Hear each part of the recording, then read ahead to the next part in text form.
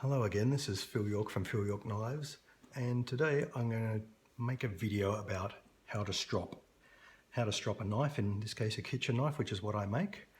And I've made some other videos about what is a strop and what does stropping do and how to apply diamond compound to a leather strop. So I'll assume that you've looked at those before you look at this, but this one is actually how to do the business. So the first thing we'll get to is finding the right angle for stropping at. Now, the way you do that is you lay, obviously you do this, I'm lifting my strop to show you how to do it, but in reality, you do it while the strop's laying on the table. So you lay your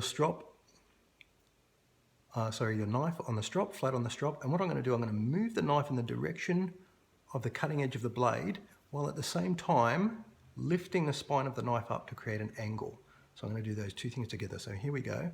And what I'm doing is I want to do this until the knife digs into the leather and I can't move it forward anymore. So I'm moving it forward and I'm lifting the spine, moving it forward, lifting the spine, still sliding, and right there it's grabbed. So you can see that angle. What you want to do is take note of that angle. The way I do it, I reckon I've got a clear space between the underside of my knife and my strop of about 9 to 10 millimeters. So I'm going to keep that in my mind, and that's the angle that I'm aiming for when I'm stropping. So here's stropping. It's quite easy. You lay your knife on the leather, you lift it up, your 9 or 10 millimeters or whatever you determine it to be by replicating what I just did, and you pull the knife away from the cutting edge. That's the stropping motion right there. Remember, I've got this knife raised up 9 or 10 millimeters, and you've got to get everywhere from right at the heel to right at the tip of the knife to run over the strop. And that's it there. Nothing more complicated than that. The key is just keeping your angle nice and steady. I find by putting these two fingers on the other end of the blade, that helps me maintain the angle.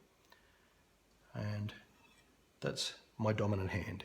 So when it comes to your non-dominant hand, people do different things. The way I do it, I simply flip over into my non-dominant hand and I do exactly the same thing on the other side, no different. A lot of people don't like using their non-dominant hand, and they'll do this. So they'll finish off with their dominant hand, and then they'll flip the knife over and they'll run it that way from tip to heel, tip to heel. So doing it a different way, but yeah, for me, that's my dominant hand and that's my non-dominant hand. So have a look at what other people do. There's people who do this all different ways, and there's more than one way to skin a cat when it comes to stropping a knife. And the main thing is you keep a constant angle. The other thing I didn't talk about was pressure. The pressure should be nice and light. Basically the self weight of the knife and just a little bit of weight from your fingers, not much at all. Basically as much as you can put on there, or as little as possible that you can put on there. Very, very light. Too much tends to roll and deform your edge and blunt your edge, and you don't want that. You want very light. So that's all there is to stropping. Well, that's how it's done. The other thing you've got to have is a system. So basically this is my system. If I'm doing a light strop, if I've stropped my blade quite recently and maybe I'm stropping daily, this is what I do. I do my dominant hand, put it on, lift it up 9 millimeters, 10 millimeters, and then I go 1, 2, 3, 4, 5. I change to my non-dominant hand. 1, 2, 3, 4, 5. Change back to my dominant hand. This time I'll do 4 each side. 1, 2, 3, 4, 1, 2, 3, 4. Now 3, you're seeing the pattern build up. 1, 2, 3. 1, 2, 3. 2 on each side. 1, 2, 1, 2. 1 on each side. 1, 1, and another 1 just for good measure. 1 and 1. Now that's what I consider to be a light strop, and that's finished. Done and dusted, nothing more to it. If you're going to need a heavier strop, you can either repeat that twice Or you can do 10 on each side, 10 on each side, 8 on each side, 8 on each side, 6 on each side, 6 on each side, 4, 4, 2, 2, 1, 1, 1, 1. Do it that way, just basically double the numbers. And the way to test if your strop is, or your knife is sharp enough, I use one of these, just a phone book, something I don't know how much longer we'll have it with us. Tear a page out. Now, a nicely sharpened knife with a nicely stropped edge should cut through paper like that. Real sharp. You know, there's no grating sound. It's really just a... And the other thing you do is, as you do that, you can run from right at the heel, slowly, right down the length of your knife to the tip. And nowhere along that whole length did that knife hang up. There's no little things that are causing it to grab on the paper. Done. So that's a great test. Just a bit of phone book paper. If you haven't got phone book paper, you can use other type of paper. I find phone books quite nice and light, so if your knife can cut through phone book paper pretty easily, then that's a good result. You've got a good sharp knife. And that knife will function beautifully for you in the kitchen. It'll just chop through produce, chop through lean meats and vegetables and stuff like it's not even there. And that's the pleasure of using a good knife that's well sharpened.